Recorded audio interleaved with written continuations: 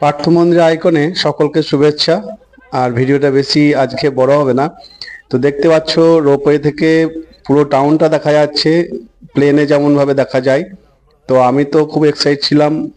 আমার ছেলে খুবই দেখে মানে উপভোগ করছিল জায়গাটা। তো বুঝতেই পারছো এখান থেকে ছবি যে এর কত উপরে আমরা চেপে আছি, তারপরে আবার সমুদ্রের বিচ দেখা যাচ্ছে।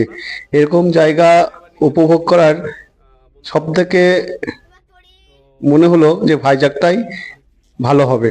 তো আমরা যখন নামছিলাম খুবই ভয় লাগছিল, কারণ আমার এই জায়গাতে চাপা এই প্রথম। আর যে জায়গা থেকে দেখছি অনেক ছোট্ট ছোট্ট নৌকা ভেসে আছে। তো দূর থেকে তো আমরা খুবই উপভোগ করছিলাম।